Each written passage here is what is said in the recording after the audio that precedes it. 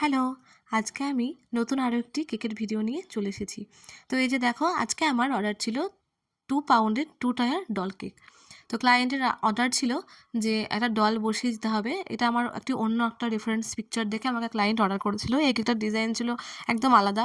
Fox বল দিয়ে butterfly দিয়ে design করা ছিল। কিন্তু এখানে ক্লায়েন্ট বলেছিল ফক্স বলগুলো দেওয়ার দরকার নেই, কয়েকটা বাটারফ্লাই দিয়ে ডল বসিয়ে দিয়ে ডিজাইনটা করে দিতে। তো আমিও সেই মতো কাজ শুরু করে দিলাম। এই কেকটা পুরোটাই ছিল ভ্যানিলা ফ্লেভারের উপরে। আর ভ্যানিলা ফ্লেভারটা আমার এতটাই টেস্টি হয় যে সবাই কিন্তু আমার কাছে ভ্যানিলা ফ্লেভারটাই অনেক বেশি বেশি করে চায়।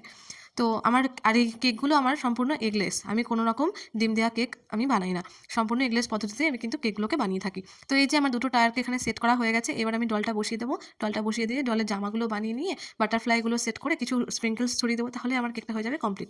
তো এই যে আমি এখানে একটা রোজ নজেল নিয়েছি। রোজ নজেলটা দিয়ে আমি এখানে ডিজাইনগুলো করে নিচ্ছি ডলের যে জামাটা। আমাকে এখানে ক্লায়েন্ট বলেছিল খুব একটা বেশি ক্রিম ইউজ করার দরকার নেই। অল্প ছোট একটু জামা করে দিলেই হয়ে যাবে। তাই আমিও সেই মতো ডলের জামাটিকে একদম অল্প ছোট্ট করে বানিয়ে দিয়েছিলাম। তোমরা অবশ্যই আমাকে কমেন্ট করে জানিও আমার এই ভিডিওগুলো তোমাদের কেমন লাগে। আর তোমরা আমার কাছ থেকে আর কী জানতে চাও সেটাও কিন্তু জানতে পারো।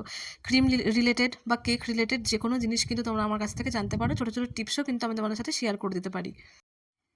আমি প্রায় 2 বছর ধরে কেক বানাচ্ছি। তো অনেক ভুলভ্রান্তিও হয়েছে, সেখান থেকে অনেক কিছু শিখেওছি। যতটা পারা যায় নিজেকে ইমপ্রুভ করেছি, এখনও করছি এবং ভবিষ্যতেও ইমপ্রুভ করব।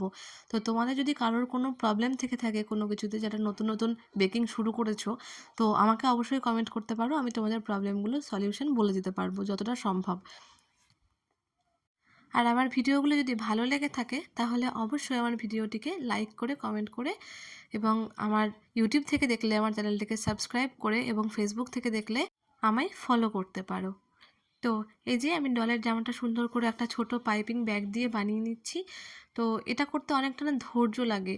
ধৈর্য ছাড়া না এগুলো কখনোই সম্ভব হয় না। মাঝে মাঝে তো আমি এতটা পরিমাণে অধৈর্য হয়ে যাই যে কাজগুলো করতে গিয়ে আমি বিরক্ত হয়ে যাই। এই যে ছোট্ট ছোট্ট পাইপিং ব্যাগ দিয়ে কতক্ষণ যে টাইম লাগে, এখানে হয়তো আমি অনেক অল্প সময়ে দেখিয়েছি, কিন্তু আসলে কিন্তু এটা খুব একটা অল্প সময়ে কাজটা হয়নি। কাজটা করতে কিন্তু অনেকটাই সময় চলে গেছে আমার। তো এই যে দেখো, আমার মোটামুটি ডলের জামাটা বানানো কমপ্লিট হয়ে গেছে। আর এই যে রইলো তোমাদের কাছে ফাইনাল লুক। আমি এরপরে ভিডিওগুলো তুলতে ভুলে গেছিলাম। তোমরা কিন্তু অবশ্যই আমার পাশে থেকো। বাই।